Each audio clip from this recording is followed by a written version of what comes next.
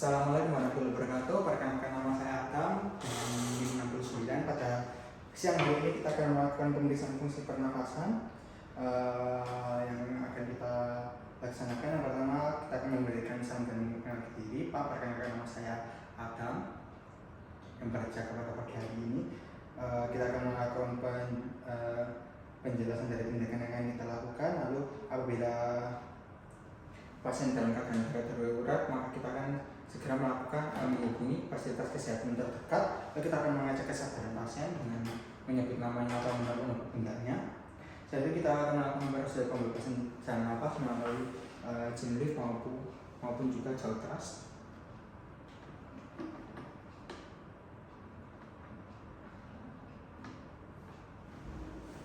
Baiklah, lalu kita akan melakukan evaluasi breathing yaitu dengan look, listen dan juga feeling.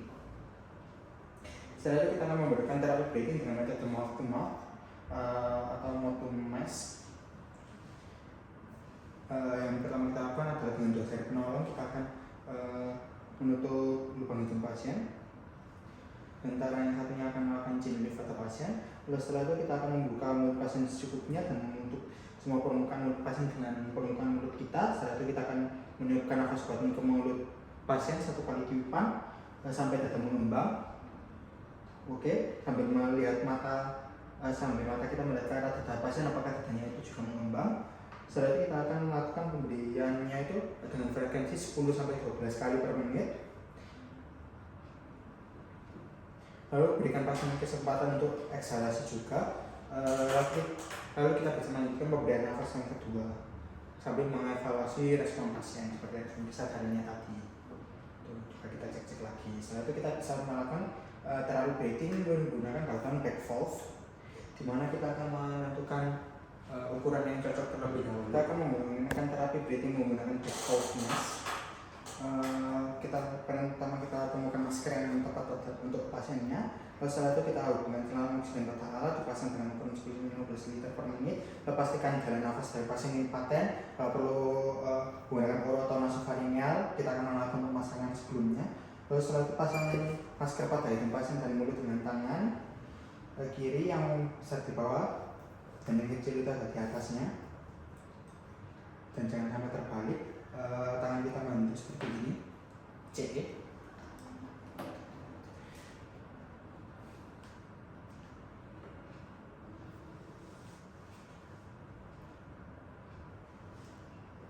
Dimana yang dua ada di atas untuk mengunci, yang E itu untuk melakukan jaw thrust pada pasien.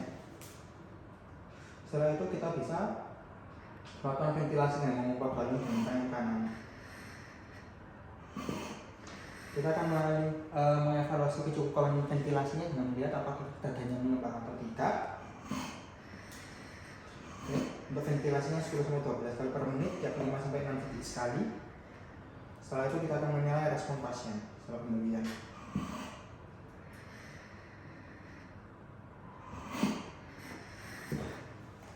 Baiklah, untuk keterampilan fisik pemeriksaan fungsi pernafasan sudah selesai. Terima kasih. Kak, pause. Kak. Assalamualaikum warahmatullahi wabarakatuh. Perkenalkan, nama saya Adam Mulyanto. Pada pagi hari ini saya akan melakukan keterampilan medis dekompresi jarum. Untuk langkah-langkahnya bisa dilihat seperti ini.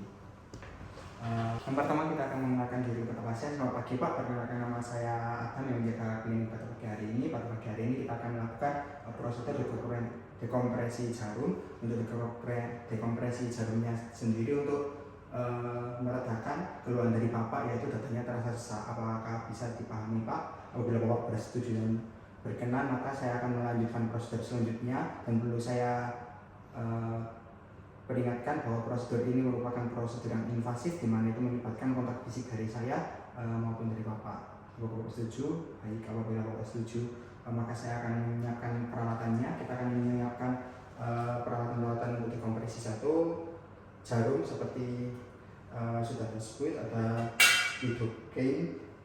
Setelah itu kita juga menyiapkan alat-alat untuk pembersihan. Setelah kita menyiapkan semua alatnya, maka kita akan melakukan cuci tangan 6 langkah terlebih dahulu. Baiklah, saya sudah mencuci tangan dalam rangka dan saya sudah mengenakan kedua sarung tangan. Setelah itu kita akan memposisikan pasien pada posisi duduk apabila memungkinkan, apabila pasiennya tidak mengalami trauma atau fraktur pada toraksnya. Lalu saya sebagai dokter akan berada di sisi dada pasien yang sesak atau sisi dada pasien yang cedera. Lalu setelah itu saya akan melakukan perkusi dada pasien untuk mencari area yang hipersonor.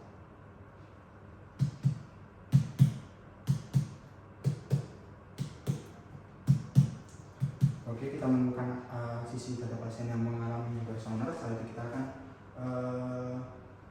melakukan auskultasi untuk mencari suara vesikuler yang hilang dari pasien.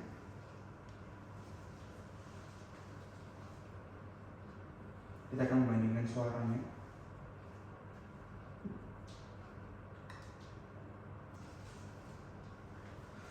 Baiklah, setelah itu kita akan melakukan identifikasi pada Kosta 2 atau Gigawatt 2.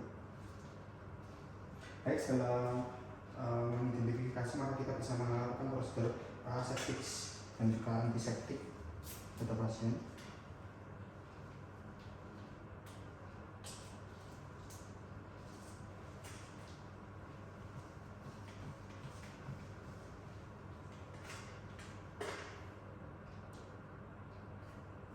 Baiklah, kita juga bisa melakukan anestesi lokal pada pasien apabila pasien menyetujuinya menggunakan lidocaine pada speed 3 cc.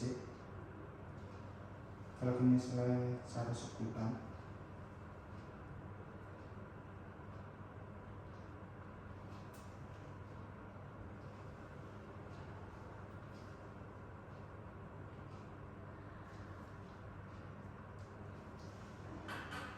Baiklah, setelah kita melakukan anestesi maka kita akan menyiapkan aboketnya. Kita sudah menyiapkan aboketnya, jadi aboketnya akan diisi cairan NaCl 0,9% dengan ukuran 5 cc.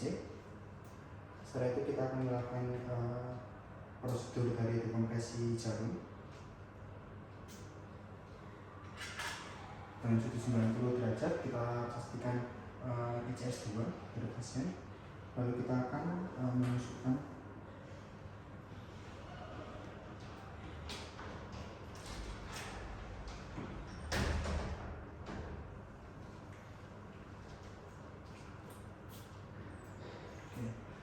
apabila speed kita sudah menusuk dari pleura maka ditandai dengan adanya udara atau adanya gelombang udara yang masuk. Setelah itu kita akan perlahan mencabut jarum dan juga speed yang sudah kita tancapkan pada pasien.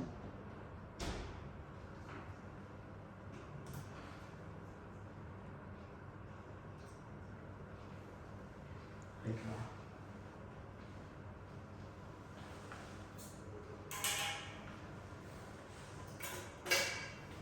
Setelah itu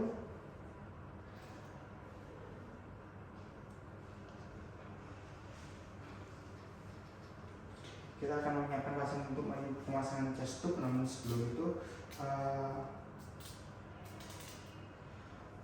kita bisa melakukan fiksasi pada pasien, fiksasi dari aboketnya.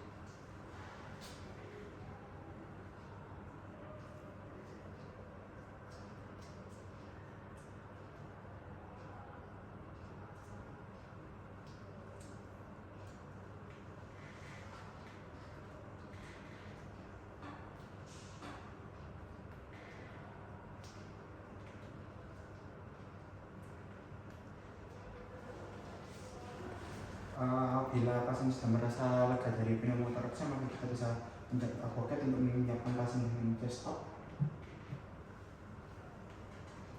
Setelah itu kita akan memasukkan betadine dan juga membersihkan bekas dari aboket. Setelah itu kita akan menyerahkan pemasangan chest tube-nya. Dengan demikian keterampilan medis dekompresi jarum sudah selesai. Terima kasih.